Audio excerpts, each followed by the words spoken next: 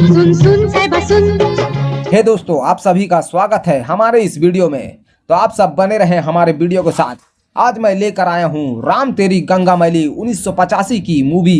कोई हसीना कदम पहले बढ़ाती नहीं, मजबूरी दिल से ना हो। इस फिल्म की सुनी अनसुनी कहानियां और शूटिंग के वक्त की कुछ खास घटनाएं और कुछ खास सच्चाई, आइए जानते हैं। सोमेन राज कपूर ने राम तेरी गंगा मैली के लिए दो अलग अलग अंत शूट किए, एक दुखद अंत और एक सुखद अंत।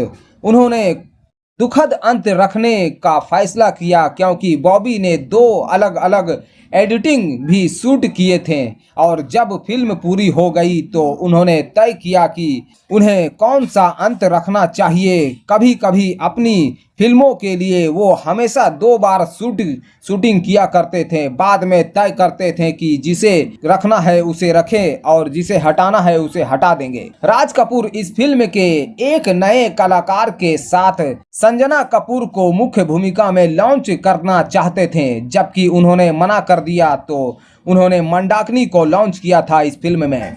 इस फिल्म को रिलीज होने के बाद राजीव कपूर ने एक बयान दिया, मुझे लगता है कि एक अभिनेता के रूप में सफलता का भाग्य से सब कुछ लेना देना है। मैंने राम तेरी गंगा मैली में अभिनय किया जो अब तक की सबसे बड़ी कमाई करने वाली फिल्मों में से एक है, जिसमें सभी कलाकारों को फायदा हुआ। मंडाकिनी, राजा मुराद, शाहिद जाफरी, मैं अकेला था जिसे बिल्कुल भी क्रेडिट नहीं मिला। फिल्म के रिलीज होने के बाद और पहले कोई मुझ पर चिल्लाता था और कहता था कि मुझे इंतज़ार करना चाहिए था और इस फिल्म में डेब्यू करना चाहिए था। वो कहते हैं कि किसी अभिनेता को कुछ सवालों तक सुरक्षित करने के लिए एक बड़ी हिट फिल्म अच्छी होती है जब तक कि वो वहाँ फिर से गोल्ड पर कब्जा नहीं कर लेता। लेकिन मुझे क्या हुआ, एक स्वर्ण जयंती के बाद मैंने बस इतना किया कि साइन की हुई पुरानी फिल्मों का बैकग्राउंड साफ कर दिया।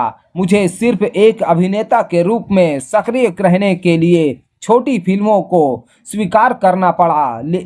मेरी कई फिल्मों में देरी हुई, मैंने बहुत कुछ देखा है। इसके बाद इस फिल्म में अनुपम खेर को उस समय का एक नवतनकुत को इस फिल्म में एक भूमिका की पेशकश की गई थी, लेकिन उन्होंने मना कर दिया। भूमिका दिलचस्प नहीं है इसलिए उन्होंने मना कर दिया कि बाद में उन्हें आरके फिल्म और द सोमेन राज कपूर ने काम करने का मौका गंवाने के लिए खेद हुआ। भले ही भूमिका छोटी थी, बाद में उन्होंने आरके फिल्म का प्रेम ग्रंथ किया था। उस समय भले ही जीनत अमन ने गीली 3 श्री थ्रू साड़ी पहनी थी जिसमें उनके निपल्स का पता चलता था। राज कपूर द्वारा निर्देशित सत्यम शिवम सुंदरम लव सबलाइम 1978 में एक बड़ा विवाद पैदा हो गया था। कपूर ने मंडाकिनी को इस फिल्म में और भी अधिक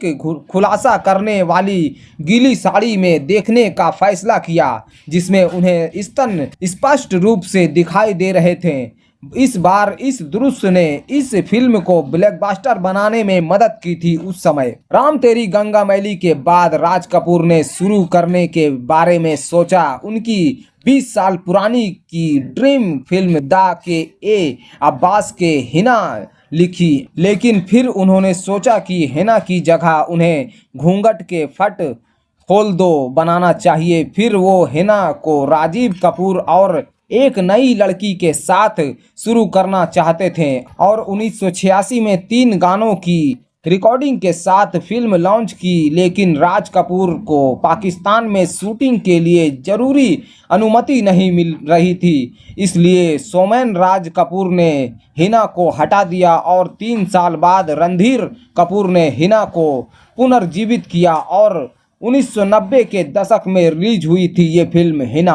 राज कपूर की आखिरी फिल्म एक बहुत ही सफल फिल्म थी और भारतीय सिनेमा की महत्वपूर्ण फिल्म बन गई थी ये। अनुपम खेर ने फिल्म में भूमिका पाने के संबंध में राज कपूर से मुलाकात की। ये अनुपम खेर के संघर्ष के दिनों की बात है। राज कपूर उन्हें एक विदेशी की भूमिका देना चाहते थे। अनुपम खेर भूमिका नहीं चाहते थे और उन्होंने राज कपूर को बताया कि ये एक भारतीय है।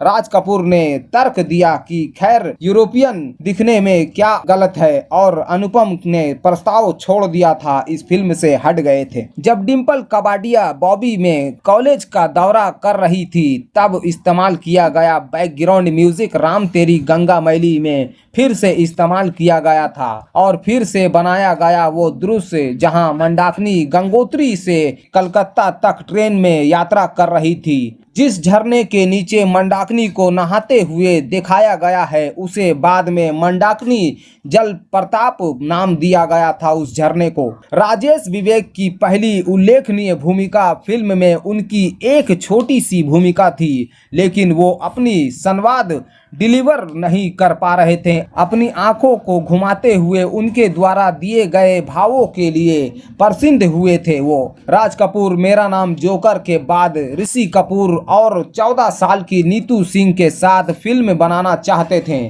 फिल्म फ्लॉप होने के बाद राज कपूर को यकीन नहीं था कि दर्शक राम तेरी गंगा मैली को स्वीकार करेंगे। ये नहीं, इसलिए उन्होंने ज़्यादा सुरक्षित बॉबी लॉन्च किया था उस समय। साल 1959 में जिस देश में गंगा बहती है के निर्माण के दौरान राज कपूर को कहानी का विचार मिला।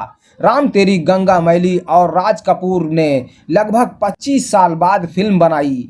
प्रेम रोग के बाद राज कपूर और उनके बेटे रणधीर कपूर ने इस एक समारोह में भाग लिया और सुना। संगीतकार रविंद्र जैन एक भजन गा रहे थे, एक राधा एक मीरा, जो इस फिल्म में गाने के रूप में है। राज कपूर रविंद्र जैन से बहुत प्रभावित हुए और उन्होंने रविंद्र जैन से कहा कि वो अगली आर के फिल्म के संगीतकार होंगे और वो भजन भी फिल्म में होगा और रणधीर कपूर फिल्म के निर्माता होंगे। 1975 में RTGM ने लगभग 10 साल पहले रविंद्र जैन के राज कपूर अभिनीत 2 जासूस के लिए संगीत तैयार किया था। उस समय बड़ा विवाद हुआ था क्योंकि राज कपूर ने लक्ष्मीकांत प्यारेलाल की जगह संगीतकार के लिए रूप में रविंद्र जैन को साइन कर लिया था।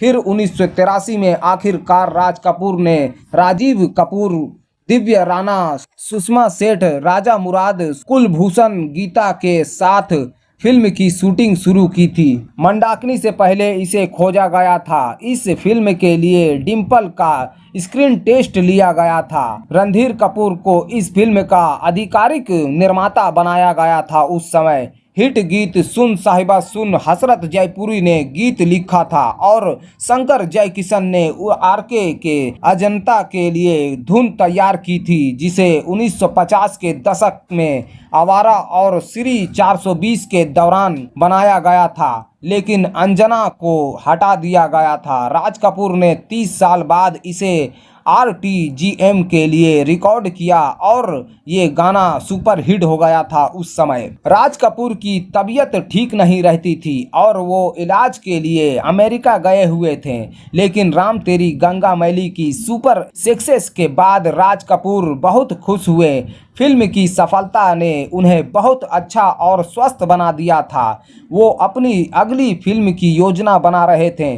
उनके दोस्त और लेखक KA अब्बास ने शोमैन से कहा कि अब समय आ गया है और उन्हें अब हिना बनाना चाहिए, इसलिए द शोमैन ने हिना की शुरुआत की थी। उस समय जब डिम्पल कपाडिया ने फिल्मों में अभिनय करने के लिए वापसी की तो राज कपूर ने उन्हें राम तेरी गंगा मैली के लिए स्क्रीन टेस्ट लिया था और उसे फेल कर दिए थे।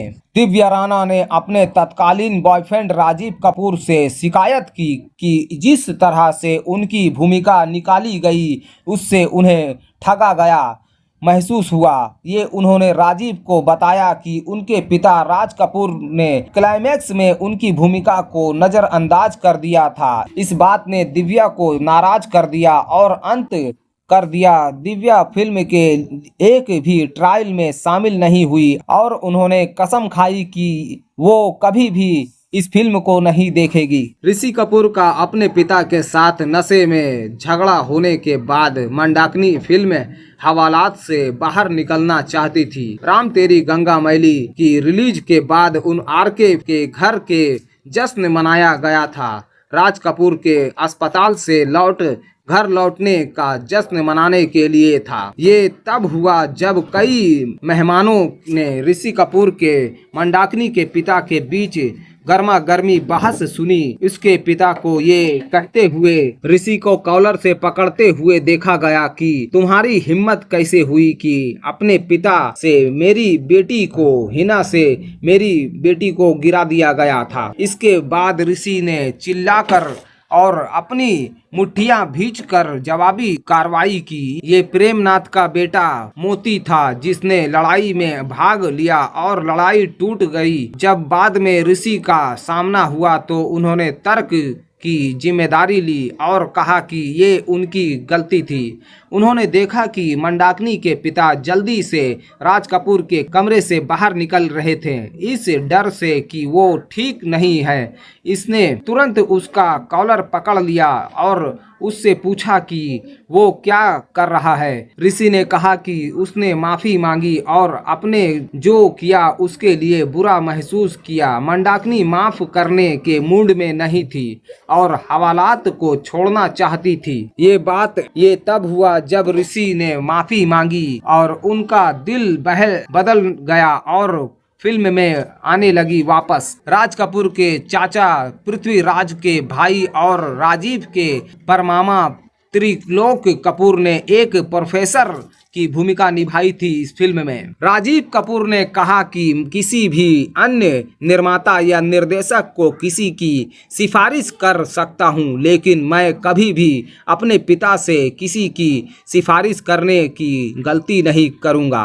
मैंने एक बार ये भयानक गलती की और फिर कभी नहीं करूंगा। मुझे याद है कि बहुत समय पहले हम फिल्म के बारे में चर्चा कर रहे थे और मैंने उनके लापरवाही से कहा था कि उन्हें किसी स्थापित गायिका को लेना चाहिए और ऐसा ही हुआ। मेरे पिता मुझसे नाराज थे। उन्होंने मुझे ये कहते हुए निकाल दिया कि आपकी मुझे कुछ सुझाव लेने की कोई जरूरत नहीं है। हिम्मत कैसे हुई ये सुझाव देने की? जब आप खुद स्थापित नहीं हैं तो आप ऐसी बात कैसे कह सकते हैं? आपको क्या लगता है कि आप क्या हैं? मुझे याद है कि इसके बाद वो 3 सप्ताह तक मुझसे बात नहीं कर रहे थे। निर्माता के रूप में रणधीर कपूर की पहली फिल्म और लगभग 10 साल बाद हसरत जयपुरी ने आरके फिल्म के लिए एक गीत लिखा। एक समय में हसरत जयपुरी सोमैन राज कपूर की पिछली फिल्मों में स्थायी गीतकार थे। उस समय अमरीश पुरी फिल्म करने में सक्षम नहीं थे।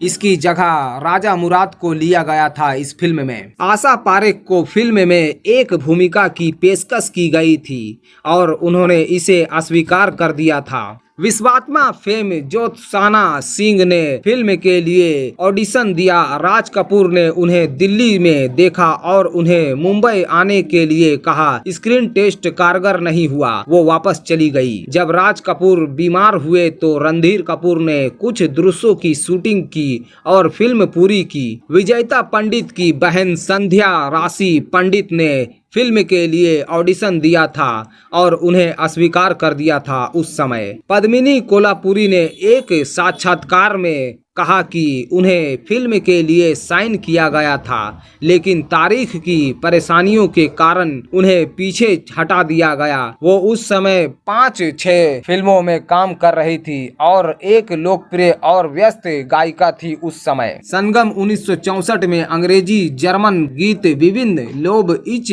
दिच आई लव यू से प्रेरित होकर गाई और कई दर्शकों के बाद राम तेरी गंगा मैली 1985 में सुन साहिबा सुन के रूप में इसे फिर से तैयार किया गया था। राज कपूर ने फिल्म में पूरम डिल्लो को कास्ट करने के बारे में सोचा था, लेकिन रणधीर कपूर ने इस विचार को अस्वीकार कर दिया।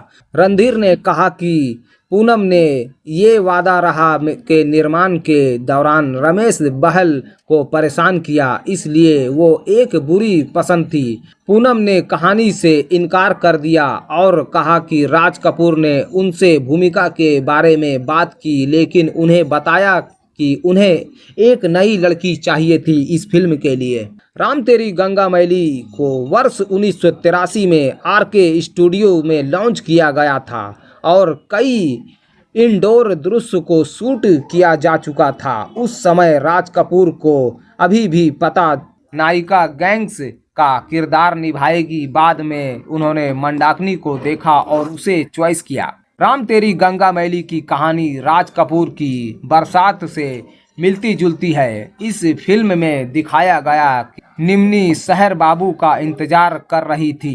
मंदाकिनी के पिता जोसेफ मंदाकिनी और उसकी बहन परवीन गुड्डी को राम तेरी गंगा मैली के ऑडिशन के लिए ले जाया गया। राज कपूर मंदाकिनी से प्रभावित हुए और उन्होंने उन्हें साइन कर लिया था इस फिल्म के लिए। साल 2022 में रिलीज होने के 37 साल बाद ये फिल्म मुंबई के अल्फ्रेड सिनेमा में दिखाई गई, जिसे पुरानी फिल्मों को फिर से चलाने के लिए जाना जाता है। ये शो हाउसफुल रहा था और मंदाकिनी ने उन एक पोस्ट साझा करके ये कहा कि फिल्मों की रिलीज 37 साल बाद भी आपके प्यार को साझा करने के लिए धन्यवाद। जिस झरने के नीचे मंदाकिनी स्नान कर रही थी उसे बाद में मंदाकिनी जल प्रताप नाम दिया गया था। उस समय राज कपूर ने खुशबू को राम तेरी गंगा मैली के लिए साइन किया था और एक फोटो शूट लिया। राज कपूर खुश थे और उन्हें लॉन्च करने जा रहे थे लेकिन बाद में एहसास हुआ कि खुशबू उन हिस्सों में बहुत छोटी दिखाएगी जहां वो एक बच्चा लेकर शूटिंग करेगी और वो उससे नहीं हो पाएगा। हाँ तो दोस्तों, हमारा ये वीडियो आपको कैसा लगा? वीडियो अगर पसंद आई हो तो हमारे चैनल को सब्सक्राइब करें, वीडियो को लाइक करें, हमसे जुड़े, हमें सपोर्ट करें। तो मिलते हैं और एक इसी तरह के वीडियो के साथ। तब तक के लिए अपना ख्याल रखें। जय हिंद, जय भारत।